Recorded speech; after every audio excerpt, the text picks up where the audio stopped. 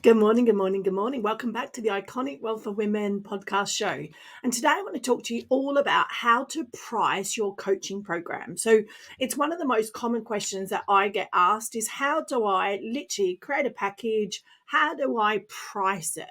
And it can really be a limitless answer. And why is that? Well, if you think about the coaching industry, you have coaches that charge as little as 50 quid a session, and you have other coaches charging 50,000 for a day just to work with them. So pricing can also be a really personal experience. Because people hold a lot of strong values around pricing, whether they're wanting to work maybe a bit more accessible with their audience, maybe they want to help a few people that need it, while others chose to be more exclusive and a little bit higher ticket. But I will say, in my experience, it takes just as much energy to sell a $5,000 product as it does to sell a $500 product, especially if you get the foundations right. So let me take you back to my estate agent's days when I was an estate agent. I used to run a really successful estate agency in London. I was a sales manager for over 6 years, and I ran my own branch there. And I always found that whether we sold a $200 house or $1 million house, there was different intricacies in it. And which one do you think is the easiest to sell? Well, the easiest to sell was actually the higher ticket houses, the $1 million houses. Why? Because the buyers generally were a bit more specific. They made decisions faster. They were busy. They knew what they wanted. They were less detached around the money. For them, it was a transaction. They were more interested in the house. They followed through on the transaction. They didn't get as cold feet as what obviously quite often first-time buyers did. So the conversation was different around as well, because the thing you've got to remember is obviously the buyers are a bit more scarce. It took a different marketing strategy to attract them in. You have to have a different level of conversation with them. It takes more time to do a little bit more prep and a bit of nurturing to make sure you find the right property for them. So when you're practicing and positioning your coaching programs, you need to think about the same things, and especially when you're looking at pricing around your program. So what do I mean? Well, let's go through some of the foundations in relation to pricing. So step one, these are kind of, I guess, some of the core foundations that I talk about that you should really ideally take in to account when you're thinking about your pricing, when you're looking at your options and where you want your business to go. So the first area is obviously around experience and results. This is your foundation of your business. So this is based around your own expertise, your track record, what you've done in the past, and what sort of results you can get for your clients. So when you think about it, why does someone hire a coach or a service-based entrepreneur? And that's normally because they want to solve a particular problem. So, they want you to get them there quicker. They ideally want to get an end result that ideally can save them both time and money. So take me, for example, I've created my first millionaire 6 months ago. I've also helped other clients to create six-figure businesses, do their first 10K or get their first high-ticket sale. So do you think it's fair for me to charge 5K? Maybe even 10K, even 20K for my service, because they can likely get at least 5 times return. So when I can help you create a system and a process that you can create the income over and over again. So I can easily justify those price points and gain return on my investment for my high ticket clients. So your pricing needs to take into account how much the end result is worth to your client. So for example, how much is it worth for them to find a new relationship, maybe to take control of their finances, to create a brand that gets noticed and stands out from the crowd? How much is that worth to the client in their end result? And obviously tangible benefits like, getting 5 clients or, going to an industry leader in something is obviously much easier to sometimes diagnose than what obviously it is to how do you put a value on feeling more confident? How do you put a value on, stepping out and understanding yourself, those sorts of things. But there's still a return on investment. So you've got to look at the return on investment. And I'm going to talk more about then also looking at what's it costing them not to actually solve that problem. So the first thing is your own experience and results. What is your track record? How much experience do you have? How much have you spent on your education and experience as well? One of the exercises I like to do if people are struggling with their own value is to grab a blank piece of paper and write down all the money you've spent on getting to where you are today, whether that's on education, whether that's in job roles, whether that's in paying for coaches and learning and education. How much have you spent to get to where you want to go so that you can fast track it for someone else? So positioning the marketplace, that's a second area. So this is explaining how you're perceived as a high-end service or a more accessible option influencing prices. So let's take Gucci and kind of, I guess, fast fashion, if we'll call it. So basically mainstream fashion. So in the world of fashion, obviously Gucci stands out as a symbol of luxury, of elegance, of exclusivity. It's renowned for its opulent designs, impeccable craftsmanship. It's got a legacy. It's steeped in prestige. It embodies basically this lifestyle of sophistication, and it's the Gucci experience. So when you step into a Gucci boutique, it's a sanctuary of luxury. You've got the attention, you've got the service. It's personalized. It speaks volume. The ambience of the whole the boutiques, the shops is it's heritage. It's timeless. It's how else would you describe it? It's got the finest materials in it. It's meticulously presented. So Gucci's positioning in the marketplace revolves around more than just its products. It's about offering that experience. And when you're dealing with luxury and high-end, experience is one of the most important things that you need to create. So that positions Gucci as a premium service. It's about these prestigious lifestyle. It's not just about the product. Whereas you contrast that with fast fashion or mainstream fashion, you think about it, it's the brands focus on affordability. They focus on trends and accessibility. These brands, while not bearing the same price tags, cater to a much wider audience. So their positioning revolves around making more sales, hitting the masses, offering trendy designs at more affordable prices. So the fast fashion brands generally don't have the same experience. You walk into shop, it might be nice, but it doesn't have the same customer service level. You go into a H&M compared to a Gucci, you go into a Primark, it's like very, very, very different in relation to the style, the service you get when you enter the shop, the experience of it all. And they leverage their position, obviously being more accessible, being more individual to engage. They get more mainstream people in there, so they're going more for the mass numbers. So Gucci follows on from exclusivity, while fast fashion brands aim for this affordability, trendiness. They maintain lower prices to cater for their larger audience. So their approaches to positioning varies different. So you need to think about the same. What are you in relation to your business? Now, obviously, a lot of clients work with me. I encourage them to become a little bit more exclusive so that they're more in demand. One of my sayings is always, you want to become the heart surgeon rather than general overworked doctor. You've got to have some sort of exclusivity around working with you. What makes you different? What makes you unique? What makes your experience is different? And you also need to take into account your customers, obviously, and their affordability. So I worked with a client in Europe once that was trying to help with new inventions. That was the word I was looking for. Trying to help with new inventions, trying to get new startups out there. But majority of their market was from India. And I said to them, you're trying to charge high ticket prices in an environment where their salaries just don't allow for it. And they're in startup mode. So you've got to make sure still that your customers and their affordability fit. So, for example, single mums don't necessarily have the same budget as a CEO does. So who are you targeting? And if you're looking for a higher ticket offer, maybe you have to shift your target market slightly. Doesn't mean you still can't impact the other people. It just might mean that for a particular level of service in your business, you've got to hit the market that can afford you. So that's the second area. So the second area is positioning in the marketplace. The third area is a time investment. So you've got to think about how much time you are dedicating to your client. How much interaction do they get from you? How much program delivery is there? How much will that affect your price? The more of your time involved, the more pricey the program ideally should be, because you are your most experienced asset and time is your most valuable asset.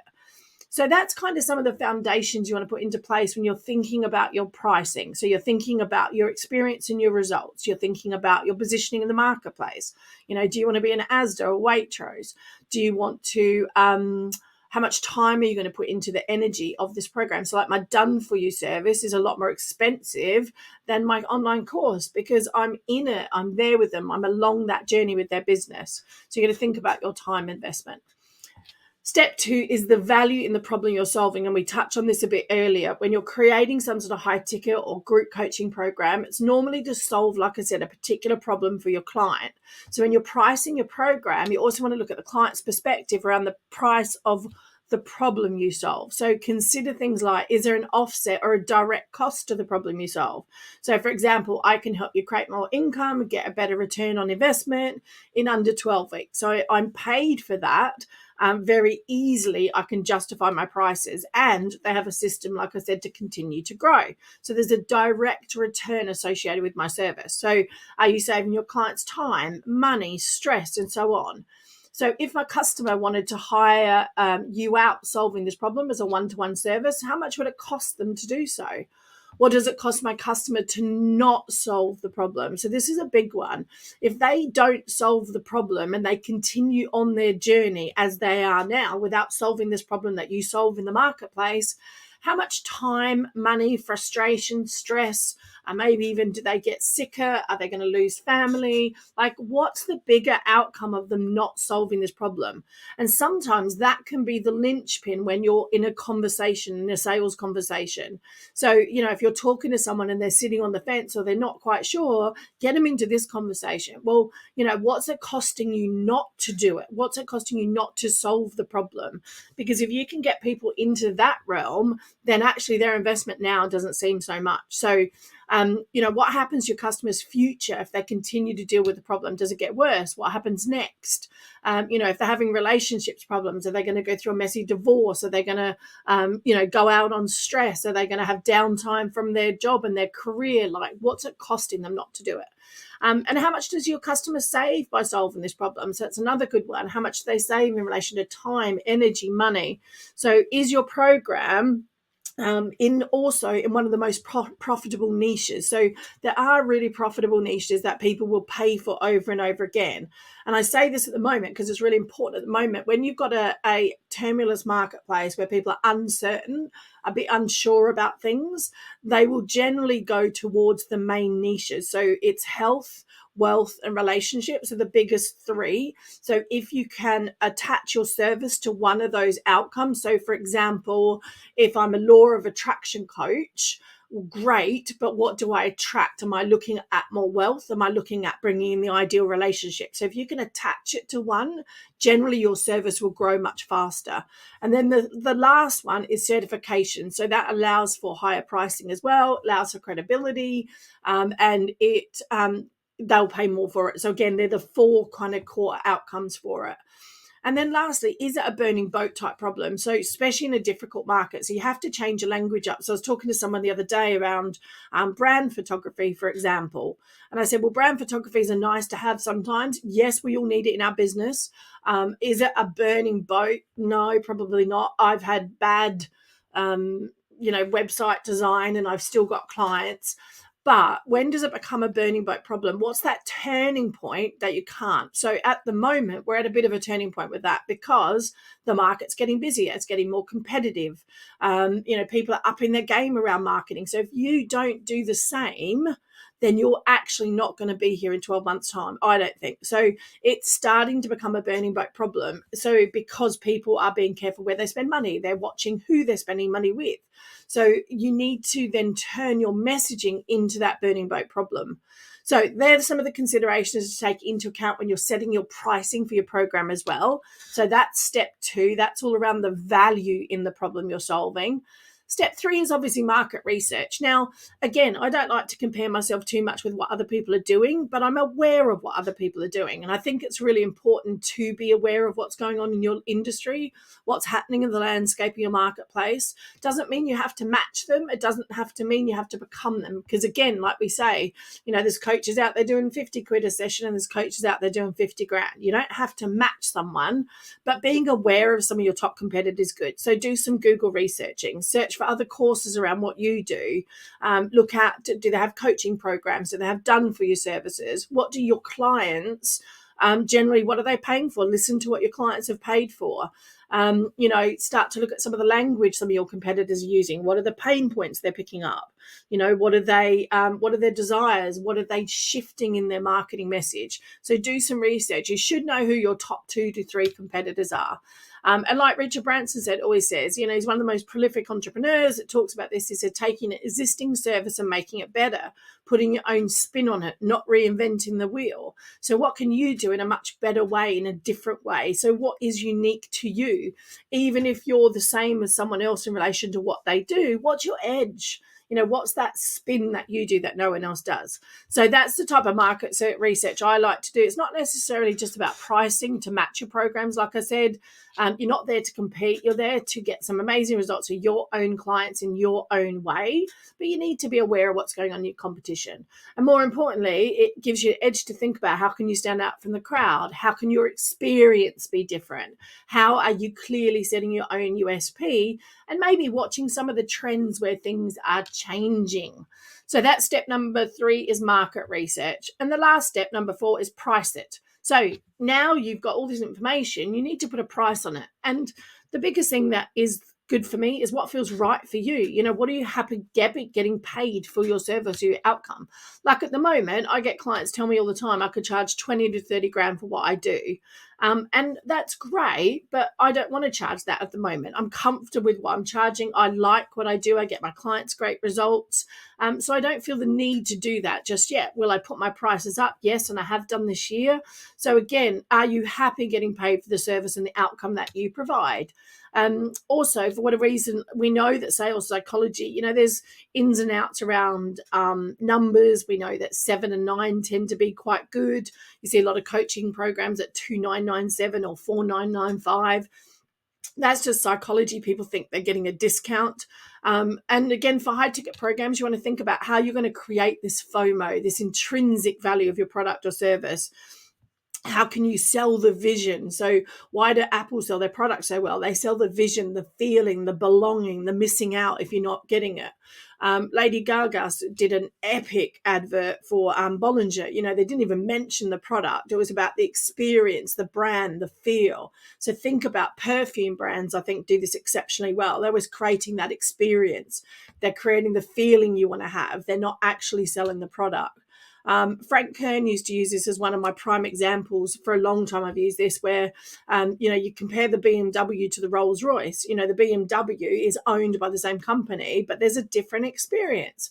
And it's fueled by this buying frenzy of intrinsic value. So that's the practical stuff. So that's the thing that you buy a car because it gets you from A to B. It's got a boot, it has 4 seats, it drive, whatever. So your intrinsic value is what the thing does. So BMW will get you from point A to point B, from rain to heat to cool, exactly the same as what a Rolls Royce does. But it's the intrinsic value. So the intrinsic values are the stuff that makes you stand out from the crowd. So this is, Rolls Royce Ghost gets you from point to B, but keeps you sheltered, but it looks really cool. It creates FOMO. It gets you noticed. And it costs 300% more than a BMW does. And they do the same thing. It's a car. In the end, it's a car. And you could argue that these cars are identical, especially because they're owned by the same company. So why do people clamber to pay 300% more? Because it's all about the intrinsic value. It all starts because of the opportunity to buy from you. It all starts with, the opportunity to buy something really exclusive, something different. And again, it has to be about you. So they need to see these practical things in your products and services. Of course they do. But like I said, it's the intrinsic things that create the uniqueness. It's about the platform. It's about your exciting your brand, your positioning, the way you deliver your personal story, your experiences, your personal energy. Like a lot of people say to me, I love working with you because of your energy. Yeah, it's about the experience you give them and the feeling you give them, the exclusivity. It's about the Gucci experience, if you're going to sum it up. So that's something to really, really consider as step 4 is then go to price it. And then let's talk about step 5, which is just other things to consider when pricing. So your offer stack, what else is going to be included in the program? So, and be careful of these. So I often see when people, especially if they're starting to charge a bit higher ticket, lots of people do what I call a brain dump of everything. They feel like they have to chuck the kitchen sink into their offer. You don't. The key to a good offer and a good program and a few extra bonuses is that they complement the journey. They don't overwhelm people.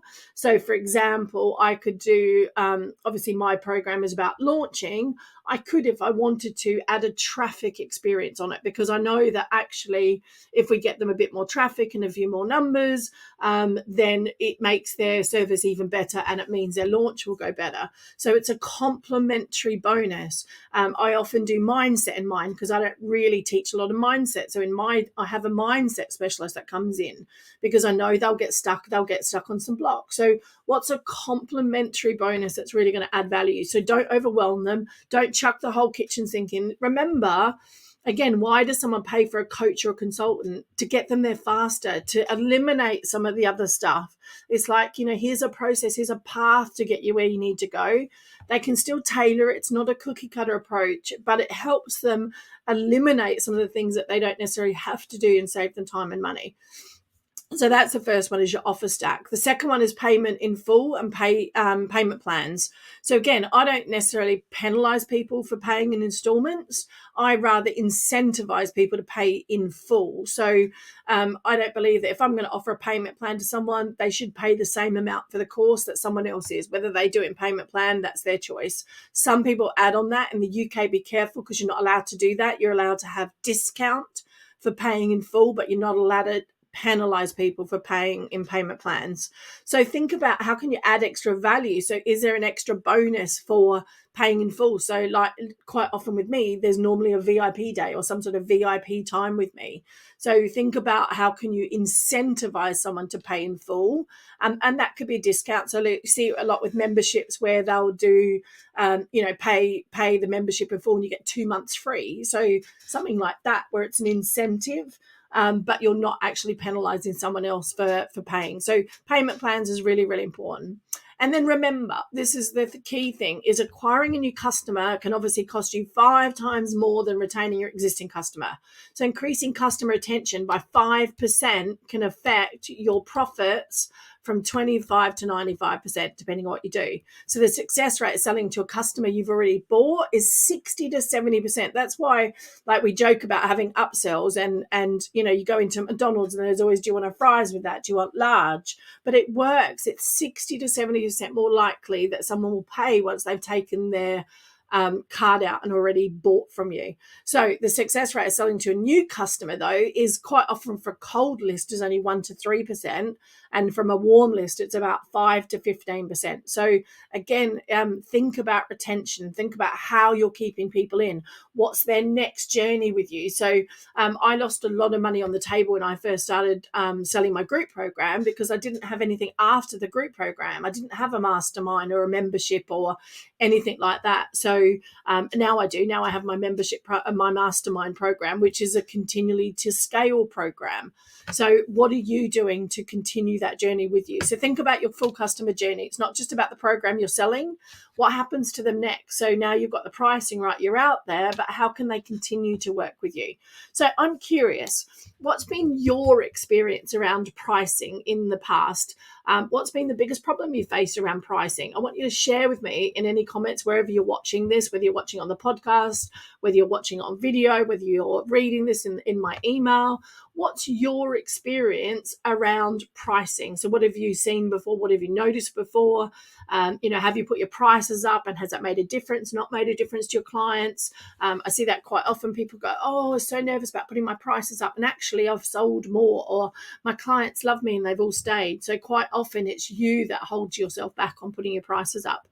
And like I said, don't forget to subscribe to the show. These are the short insights into growing and scaling your business for long-term wealth. And then we obviously have incredible wealth interviews with different women doing amazing things. And if you know someone that would value from this podcast, drop them a quick recommendation, share it out. We really appreciate a review, because reviews help us to grow. And we want as many women as we can sharing and providing reviews to help us grow, but more importantly, to help you grow your long-term wealth. Iconic Wealth is about helping women to grow more legacies, to build their long-term wealth, not just their short-term cash flow. So hopefully you found that valuable. If you're looking at pricing anything, I hope this is giving insights into how I think around pricing. And then go with your gut feeling, go with what feels right to you as well in relation to your own positioning. Because the key thing is, if you can't sell it to someone else, they won't buy it. So you've got to feel confidence in your pricing. So hopefully that helps you get started around pricing, and I look forward to seeing you on the next episode. Bye for now.